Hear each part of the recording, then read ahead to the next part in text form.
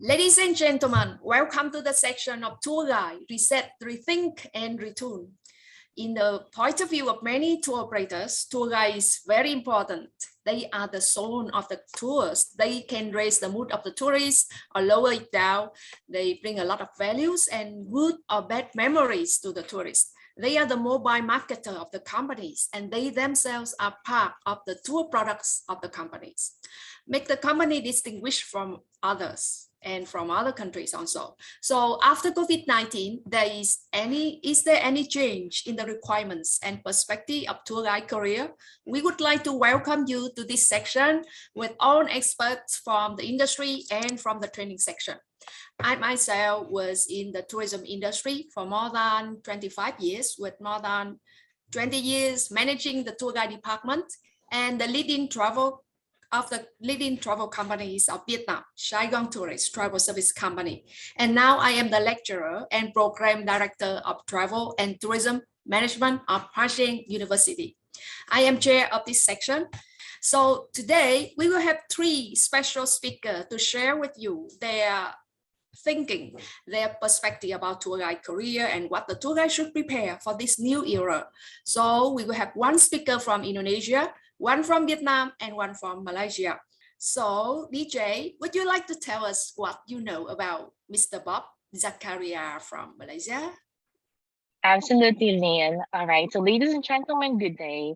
It gives me a great pleasure to introduce to you our session's first speaker. Our speaker is a certified park guide as well as a certified tourist guide and has devoted a great deal of his career to the exciting field of tour guiding, as seen by his extensive list of qualifications. And now, please help me in welcoming our first speaker, Mr. Bob Zakaria. Let us give him a warm virtual welcome. Thank you, everybody. Miss Lynn, DJ, thank you. Seeing you all online, but not meeting in person. I have been introduced. I shall start immediately. Malaysia, when you talk about Malaysia, I am in that part of Malaysia where I live on an island of Borneo, the third largest island in the world. And I am separated from mainland Malaysia by 800 kilometers of that South China Sea. And I have been living on this island for so long, ever since I can remember. And most of my guiding careers are done on the island of Borneo. In terms of this, when you talk about tour guide, to reset, to rethink, and retool, we are doing this. It's not easy, but slowly we are doing this. Yes, we are in Malaysia. We have that law in Malaysia where everybody who works as a tour guide needs to be trained. Yeah, and then that is the good thing about this. You have to be 18 years old, minimum, minimum with qualification of Sijil Pelajaran Malaysia or the Malaysian Certificate of Education. Then you would have to apply to a licensed institute to enroll for that tour guiding course, which is like 500 hours contact hours, and possibly most of them are doing it in 6 months. At the end of it, then you'll go through that certification where you get your Malaysian Skills Certificate. So this training, they are using the Malaysian National Occupational Skills Standard, NOS as we call it, with 13 competency units. So all those 13 units, all the students, anybody that wants to become guide have to pass in all of them before they can actually sit for the examination. So before they can sit for the examination, there is a panel which will check that they have gone through their portfolio and they have completed all the tasks required before sitting for it. So the examination is with the Ministry of Tourism, Arts and Culture Malaysia, which is based in Putrajaya, very near Kuala Lumpur. So the examinations are done in such a way that you have a written exam, 2 papers actually. And then after that, you have your oral and slides examination. They'll ask you questions and they'll show you pictures and for you to talk about the pictures that they have shown. And then they'll take you on a bus trip in the city. And then you do your city tour commentary, or what people call would be the heritage tours on the bus. And the last examination is on the thematic nature trail. Well, they set a trail and then you have to guide the examiners, the assessors in the trail, and impress them as much as possible that you should get that license when you pass this. So once you've gone through all this examination, it's a few months wait, then you get your result. And once you get your result, if you do pass them, then these are, you have to apply for the license. So when I first started in the industry, it was before the 1990s. So, and in 1994, this is my blue badge, yeah? It's my first badge in 1994. So when I set for this badge, it clearly says that my blue badge, I can work anywhere in Malaysia. Yeah, anywhere in Malaysia. And somehow or other, there has been a shift. Yeah, there was no discussion with the grassroots. And then it says that a blue badge is only valid in the city. I can't get out of the city. So being in Kuching, which is only 410 square kilometers, how far can I go? Yeah, I can't even take my clients on a river cruise. They say, no doubt the river is in the city, but it's still nature. Yeah, so there have been a few talks. And somewhere in 2014, we have come up, we have agreed somehow or other to have the region-specific tourist guide license, which is only valid in Sarawak. Yeah, so I still retain my blue badge, and now I have my gold badge, which I can use to work in Sarawak. So no other badges are valid in Sarawak now, only this gold badge. Yeah, and then so we have this here in Sarawak, the gold badge, and there's also another state in Malaysia, Sabah, which is also using the same gold badge. But so it is very specific now. With this gold badge, I can only work in Sarawak. I can't work in Sabah. I can't work in Peninsular Malaysia. So that's why I retain my blue badge, so that when I need to go work in Peninsular Malaysia, I can still do so. But I still can't work in Sabah. Yeah, so these are what is going on at the moment. So once I have applied for this license, I have to be a member of any tourist guides association in Malaysia. Yeah, recognized by the Ministry of Tourism, Culture and Arts, which I have to renew annually. Yeah, and then the license is renewable annually. It's not that much. Yeah, about 55 ringgit. Okay, an annual renewal. And then I must furnish minimum 3 continuing tourism related education certificates, yeah, which is conducted by the associations or any institutes, yeah, recognized by the ministry to be able to renew my license. And one thing good about this, when I start, the status and prospect, yeah, it is a law. It's already in the act that no person shall act or hold himself out as a tourist guide unless he or she is licensed under this part. And any person who contravenes this, upon conviction, is liable to a fine not exceeding 7,000 ringgit or imprisonment for a term not exceeding 2 years, or both. And then if he or she continues to do this offense, can be compounded 500 ringgit on a daily basis. So this is the good part at the moment. Yes, we have this law, but how well, are we enforcing this law? Sarawak is so big, Malaysia is so wide, and offense can open up in the north, but there's no enforcement officer. So people can still get away from this. Requirement and demands, we are always on our toes, especially now after COVID. During COVID itself, for 2 years, we had nothing. We had no income. There was no tourists. There were local tourists, but our government was not helping the tour guides. Anybody can enter a national park with or without a park guide. So there is a law saying you must be licensed as a park guide before you can work in a national park. But then there's this statement we say anybody can enter a national park with or without a park guide. So even we have park guide license, there's nothing for us because people do not look at us as being important. Yeah, so these are the things that we are up against, and there's always new information, new destinations. So yeah, with COVID, people go out, new destinations are being created, and which we are not aware of. And this is very tricky for a tour guide, because normally before a tour guide goes into any areas, we have to do our own kind of risk assessments before we can take visitors in. And new licenses are being created.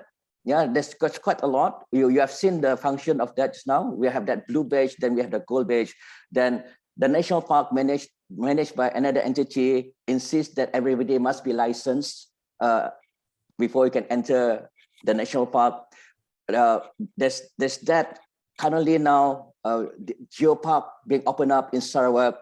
So there's going to be more training. Yeah, so we don't know. Yeah, at the moment we are still in a lot of gray area. We do not know what is happening to us now, whether our license will be recognized or not. That's very important. So on that, Karen, yeah, strategies. So what we do now, especially here in Sarawak, we specialize. Yeah, we specialize. We put ourselves up with some research groups. So on my part, I specialize in a lot of things where a lot of people do not like. So I go into herpetofaunal tourism, where I take people out into the forest at night in search of reptiles or any nocturnal animals that will come out at night. So on the photo is a very popular frog known as the Pilobractus nasutus, or known as the long-nosed horned frog of Borneo, which we can, in actual fact, see easily here when we do our night walk. And then also on arachnid, people are squirmy about arachnids. So there are guides now who can actually ID this creature, yeah, this arachnid, yeah, easily, yeah, through the training. So these are the things that we have to do now, yeah, to be different from the other tour guides. And when you talk about the other tour guides in Sarawak currently, we have possibly less than 200 tourist guides. Yeah, less than 200 tourist guides. And yet we are still finding work difficult, meaning we do not have that many tourists coming to Sarawak for the time being. Unlike before the pandemic, I would know what I'm going to do from today till June next year. Unlike now, I do not even know what I'm going to do next month. Yeah, so that is the challenges that we get now. The technology, I am with technology. I love technology. I do not look at technology as being a challenge to me. I embrace it in such a way that it helps, yeah, me a lot with the destinations. A new destination, I would Google. I'll find out as much as possible from there. And then being a tour guide, yes, we only talk about things that we know. We do not talk about things we do not know. We do not lie. Yeah, and tourists are advanced. Many of them would have researched all those areas first before they actually go in there. And then they know, yeah, if a tour guide really knows about what he or she is doing. So technology, we use that technology to enhance our knowledge. Yeah, so I do not need to memorize a lot. So when I go into a museum, there's a lot of words being written there. So these are the ones that will help me a lot to remember. We have that new museum, the second biggest museum, yeah, in Asia, and the biggest museum in Malaysia, the Borneo Cultures Museum. There's about 1,000 artifacts being displayed there. How can I remember all those 1,000 artifacts? I need technology. Yeah, so with this technology, I'm not scared. Yeah, it is very easy. I can actually tell the tourists, okay, I'm using this. I cannot remember, I'm only human. Yeah, these are the things that we do. So the challenges, yeah, what is new? We are embracing it. It is not easy. This is only like 3 or 4 months when Malaysia is open. Tourists are slowly coming in. There are some tourist guides who are still afraid to work. Yeah, some of them are still afraid to work. Tourists are not coming in by the numbers now. Most of them, they're coming in with small groups, family members. They love private tours. So we have to look into areas where nobody actually goes. And yes, come to Sarawak. We can still take you places where there's no one else, just you. And then we can still take you places where your mobile phone does not work, when there are no internet access. Yeah, so we have that benefit here. So with whatever technology you have, you can't Google when you are in the forest. Your phone just does not work. Okay, so we embrace them in the city, but once we are out of the city, you are with nature. and you have to rely on your tour guide. You can't rely on anyone else. So, ladies and gentlemen, thank you. Terima kasih. Jumpa lagi. And hopefully, this is the best that I can do for this 10 to 15 minutes. Yeah. Any further questions, I'm more than happy to answer them. Terima kasih. Thank you very much. It is interesting to find that the requirements to become tour guide are similar to that of Vietnam in Malaysia. That is the condition to have the certificate to be the license to be tour guide are the same. The part I like best is tour guide have opportunities in doing research work and they can apply technology more. Yeah, but be careful when you work in the forest because you have no Wi-Fi, right? Correct. So thank you. So next, I think we would like to introduce to all of you Mr. Đào Việt Quân from Vietnam. Đào Việt Quân has Bachelor in Cultural Studies and became tour guide in 2013 at TST Tourists, a travel company in top 10 of Vietnam. With his expertise and knowledge accumulated through the time working here, especially his contribution, he is now Vice Director of Tour Guide Department, in charge of selecting and training tour guides and staff of other departments of his company. So, Mr. Quân, are you ready to share now? Yes, thank you, Mrs. I'm ready. Thank you, Ms. Ling, for the opportunity to invite me to join the meeting today to share some information and some good the matters how the tour guide and we should do and the future of the tourism in these circumstances after COVID-19 pandemic. And I'm really nice to meet you guys in this meeting today. And, you know, I will talk about the tourism as our main job as a tour guide. And how about the future, how the future of our tourism industry after the COVID-19 pandemic. As the Miss Ling have some information about myself, I have been the tour guide. And as I do now, as a vice director in my company, beside the tour guide, I also make some support to my departure and some department in my company as well. So in our world, how to be a tour guide, is so difficult and so complicated to explain for everybody because it's quite different about the process and the procedure how to become a tour guide in every country.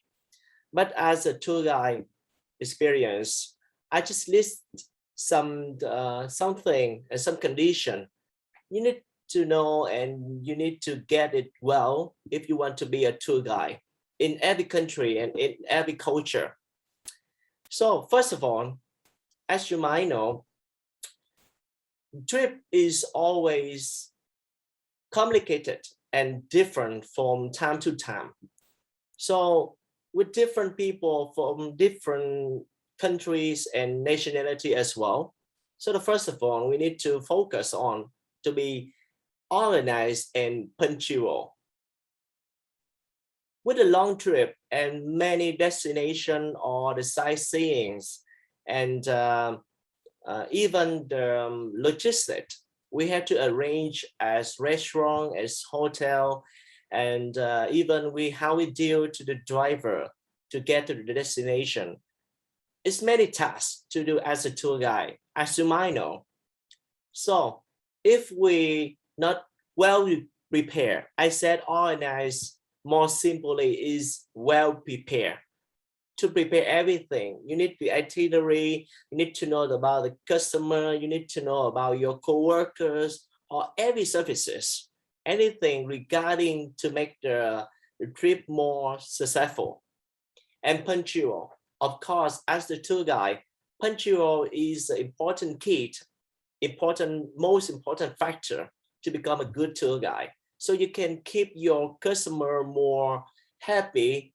And with some customer from the Western country, they're really punctual.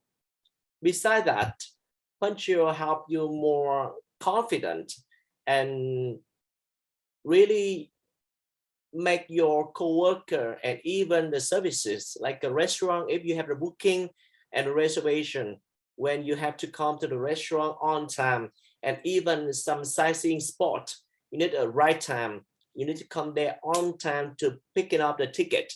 If not, everything gonna be crazy and ruining on the trip as well. And with a long trip, with a long day and many tasks, you know, the tours with the tour guide, as our job is really interesting because it's always different and always changing from time to time because of different culture, different people, and they have their habit. They have their habit and they bring everything, their characteristic, the way how they live, the way how they enjoy, it bring everything on the tour. And sometimes we call the difficult person on a trip. You know, the most difficult part on a trip that you will deal with some difficult or hard customer, and you have to keep them safe, and sometimes you have to keep them a little bit separately with the rest of the customer. So you need to be really flexible and quick-witted. You have to make many imagination, and you know, you have to know that something will happen in advance.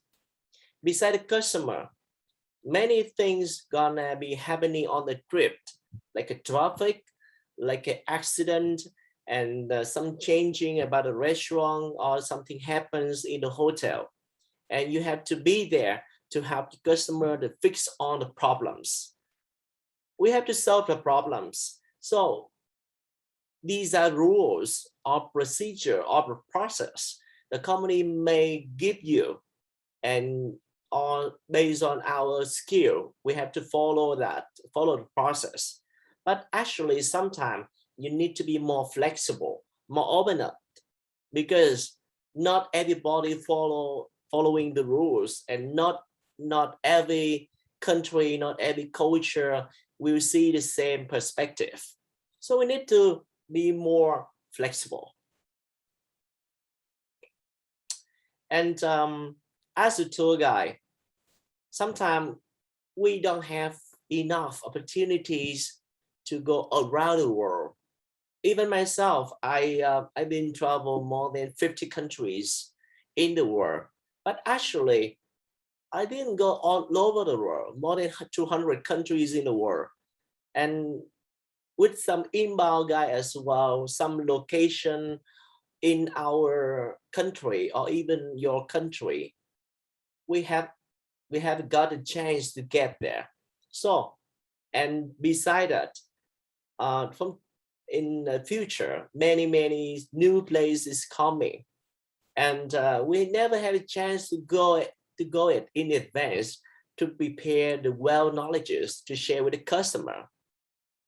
But anyway, we have to learn, we have to train, we have to practice day by day, because we will meet a lot of, range of people.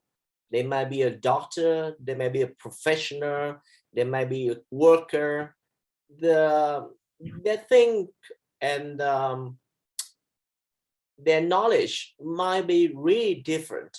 And as a tour guide, we don't show them what we know. We have to show them, we have to share what they need to know, what they're interested in the sightseeing spot, and what they care about. So that will make the customer more happier and make them close to us. So anyway, with some knowledges, we just read some general information about the city, about the countries, but with some special tour or some private tour, and really unique customer, like professional or doctor, They need to know something really in depth about the culture, about society, about the career, about economy. So sometimes we have to deal with that. That reason why I'm always learn by myself and to teach my coworker or to share with everybody. We have to learn and to keep updates every day, so we can be more satisfied to our customer. And as you know, long trip, multitasking, solving problems, and different culture and different many things for a day. And some we have to resolve problems as I said before. So with a customer, they really don't care about what was going on the trip. They just save the time to get the trip, to relax after the hard working. And with it, as a tour guide, we have to make everything smoothly. So sometimes we have to use our experience, our skill to fix the problem, to solve it. But sometimes it's overcome our ability. Sometimes when you stand in front of the difficult situation, you cannot do nothing besides smile. We are smiling. And with some situation, we don't need to be really tense. We don't need to explain everything to our customer because they don't understand. I don't mean that they don't have knowledge or they don't know what's going on, but actually they don't care about that. And this is our job. And sense of humor will help us to release some tense situation, make it more simple, make it more easy. And the customer, they feel more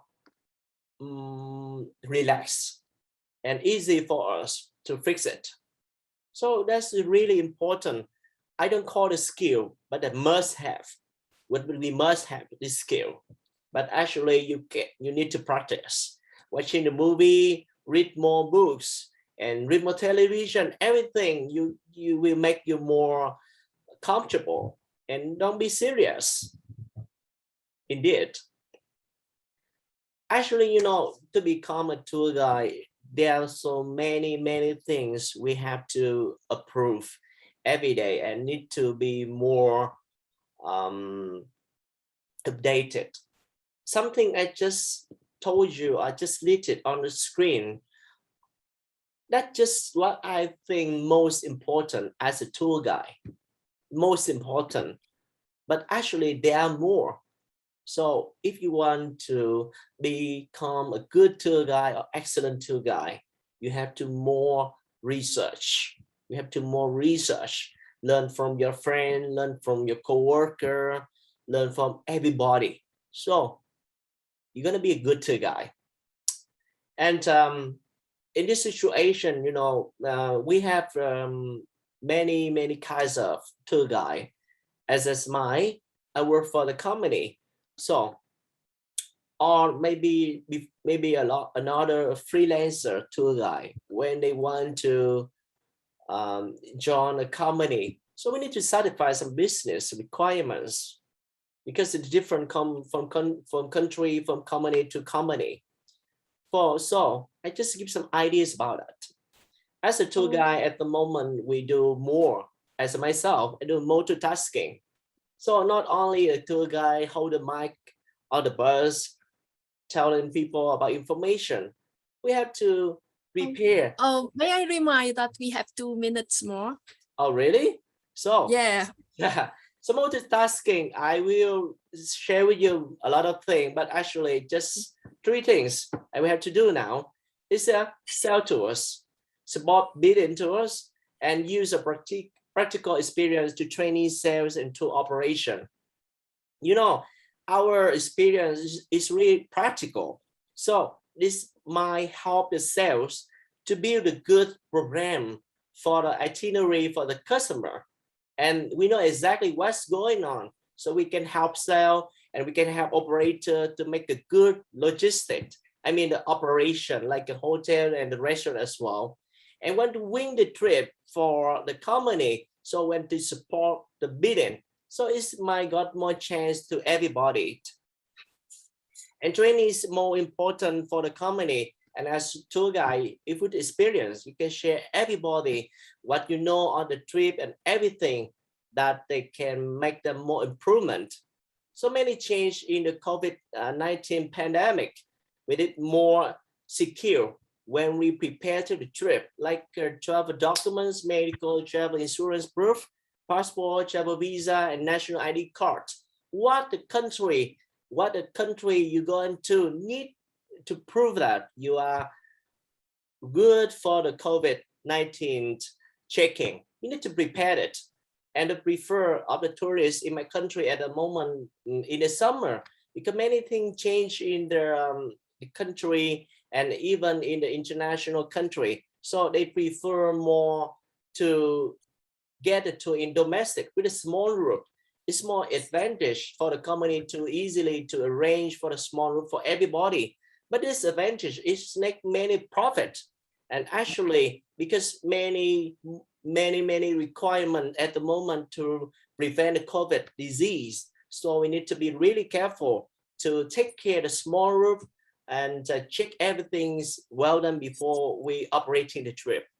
So that's all. All right. So thank you so much. Now, our next speaker, fondly called as Budi, is the Vice Chairman of the Indonesian Tourist Guide Association, also known as Himpunan Pramuwisata Indonesia. He has been a certified tour guide and tour leader since 2006. He is also a proud member of the Professional Certification Board as an assessor and a lecturer at the Tourism Academy of Indonesia with various training programs. Ladies and gentlemen, may I now present to you our speaker to talk about Sustainable Tourist Guide. Let us give a warm virtual welcome to our esteemed speaker, Mr. Budi Arto. Warmest greeting from Indonesia. My name is Budi Arto. I'm a representative of Indonesia Tourist Guide Association, or in Bahasa, Himpunan Pramuwisata Indonesia, HPI. First of all, we'd like to say thank you for this opportunity to be invited to share Tourist Guide current issue on sustainable tourism. This is infographic of Indonesian Tourist Guide Association chapters all around Indonesia.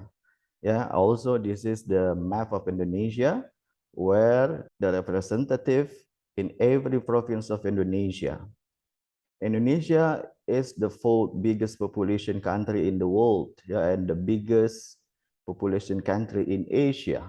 Indonesia is home to so many marvelous traditions, value, and custom, one of the most diverse in the world. Indonesia is blessed with unspeakable combination of natural beauties. Some can only find here in Indonesia. I share a little bit of our organizations. Yeah, we are acknowledged as a legal tourist guide association in Indonesia. The total number of the members is 12,279, spreading all over the province of Indonesia. As Indonesia has 34 provinces, Indonesian Tourist Guide Association also represented by 34 province chapters, chairmen, and 189 regional chapter chairmen, and we serve 15 different languages divisions. Luckily, we support and we also get supported by Indonesian Minister of Tourism and Creative Economy as the top leaders in tourism in Indonesia, and also city and regions government tourism and creative economy.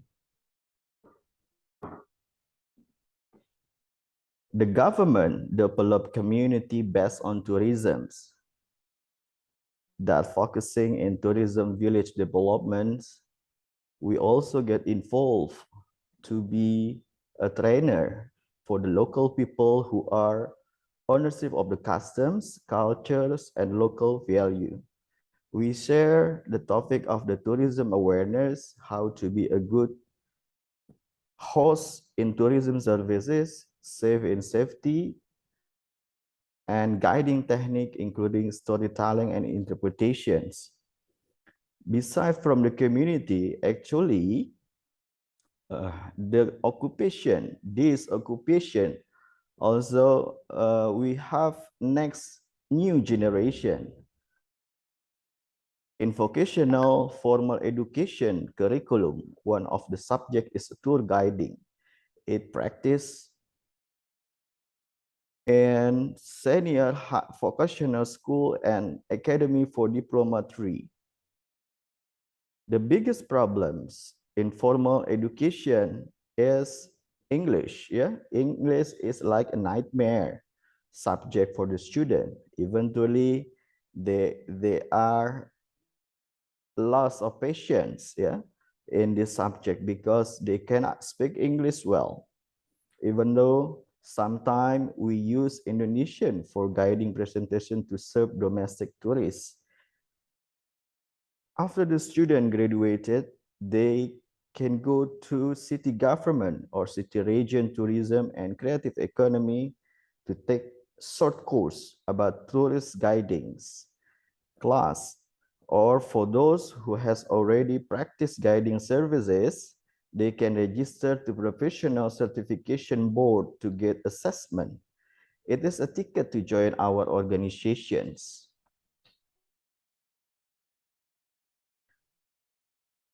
All right, this is the scope of guidelines for sustainable destination in Indonesia. Yeah, it is derived from ministerial regulations. Yeah, the first is the sustainable management. We follow these regulations. Sustainable management, how we promote sustainable in responsible manner for destinations. Yeah, especially for the local people. And the second, social and economic sustainability. Through tourism services, local people get more welfare and maintain uniqueness of local wisdom and daily life. Cultural sustainability, Indonesia is home to 1,128 ethnic groups and 746 native languages. Thousands of culinary tradition, rich of biodiversity and culture. We encourage people to keep and still practice their different, unique culture. It's the main attraction for international tourists. Environmental sustainability, how to keep our village and environment clean, tidy, and greens.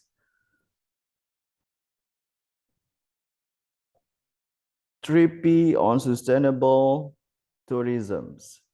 Planets where we live, where the natural beauty and natural sites of attraction, tourist attraction in Indonesia is so many. We believe our strength is natural beauty. We have so many natural places must visit in Indonesia. Some only you can find in our country. We need to take care of it, promoting to community who live inside the site that they have to take care of this potential nature for incoming tourists. Use green and recycle stuff and provide trash bin where necessary. Massive nature exploitation is very dangerous for the environment and the humankind. We are glad to see some of the local people convert the job as a tourism responsible person. Yeah, for the last job, they are illegal logging and they're becoming a tourist guide on their site, on the natural site. And then also we encourage them to explore more site.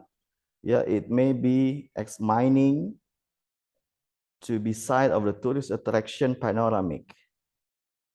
Yeah, for the second is people. One of the main key of successful tourism sustainable development is human resources.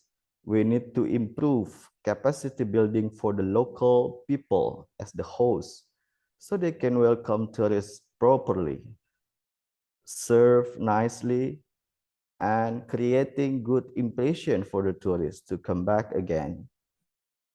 Treat local people as the owner of the culture and also the custom to become subject, yeah, not only as a spectator when the tourists come to their area. Prosperity, yeah, this is a very basic. All the impact of the tourism activities should have multiplier effect for the community on increasingly local economy, better in social life, and avoid missing valuable cultural heritage of the community. This is what we have. This is a kind of unit business of Indonesian Tourist Guide Association. Yeah, we have LSP Pramindo. Yeah, is a professional certification body.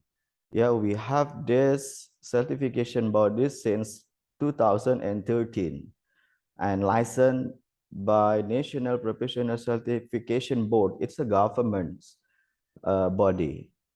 LSP Pramindo has more than 32 competencies.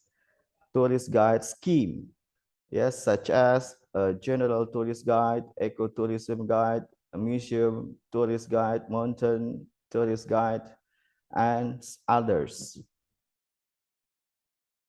And with this LSP Professional Certification Board, for those who want to certify themselves and they think they are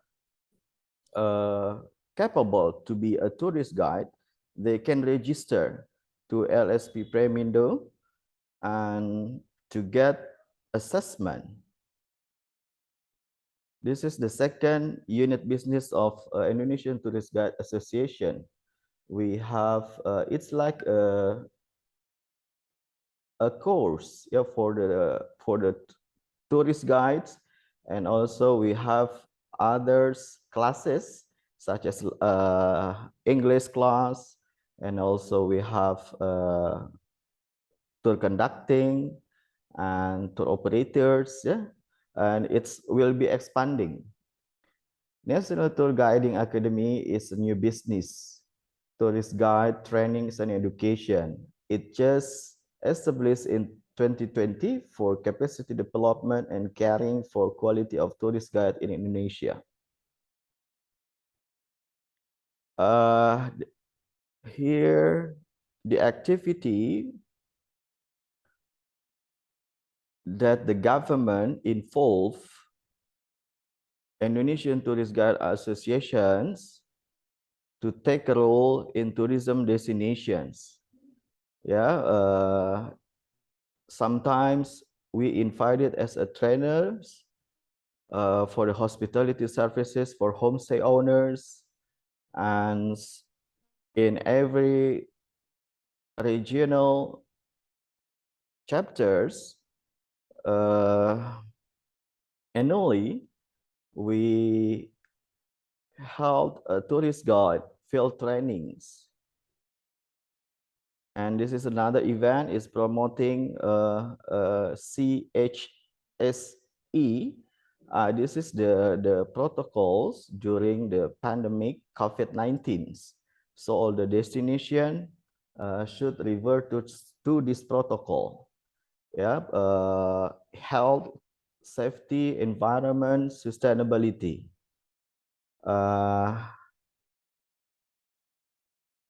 And also we take part in tourism promotion board.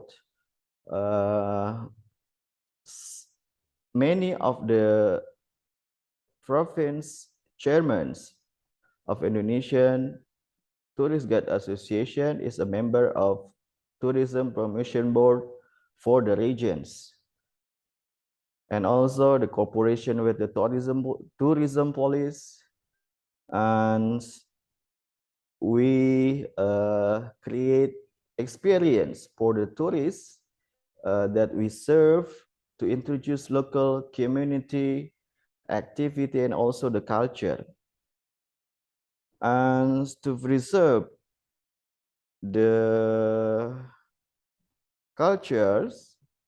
We also practice and reintroduce local culture.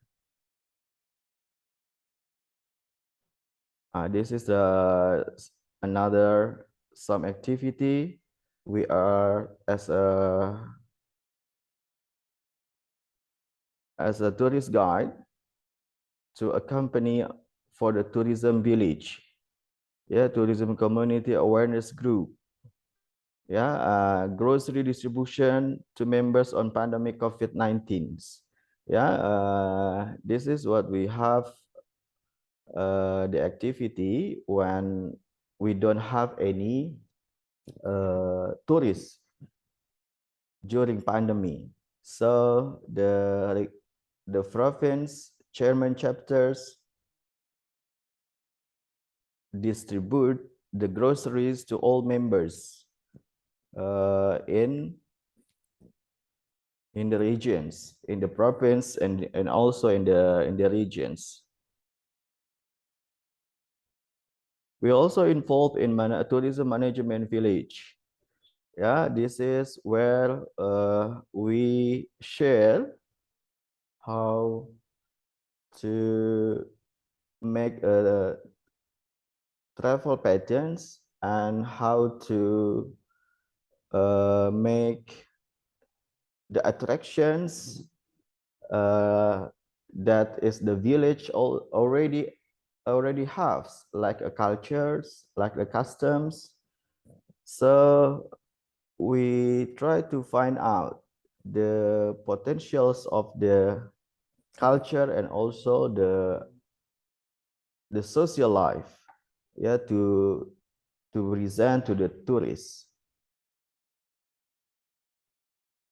Also, we open class for the public is English course for the tourist guide. English course for the tourist guide. And this is another activity, human resources training for tourism recovery. Forum group discussion on tourism partnership stakeholders, implementing healthy protocols in tour guidings.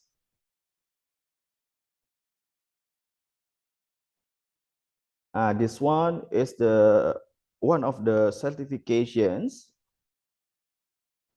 for the nature guides. It is facilitated by the city government tourism office, and it's invited the community where they live in the slope of the mountains. And also in every Ramadans, in each chapters, we go together. We call it silaturahmi. We come together to breaking the fast for the Ramadan, and also we share donation for the orphans. And there is a community motorbike touring to promote region and product knowledge. All right, thank you very much. This is our experience, in Indonesia as a tourist guide. The strategy is during our pandemic is we have to improve our capacity buildings, our capacity knowledge and also skill and attitudes. We can learn everything. We have much time during pandemic. And now we have tourists incoming already. Many of the members also get the tourists, in their regions, and we work and serve the tourists, and we hope the tourism will be back normal. Thank you very much for your kind attentions. So, wow, I really love your PowerPoint, green color and the concept of sustainable tourist guide. Yes, a lot of sharing on the practical things you are doing. Great. We all learn from that. All right. So for further announcements, thank you for joining this session. So the session recording will be made available on this website, and the e-certificate of attendance will be issued to delegates to complete a post-conference survey. Please sign the survey on the website, and the survey will be closed after 1 week. For more information about ICRTH 2022 and other conference sessions, please visit these websites. And for any queries about ours, thank you so much and have a great day.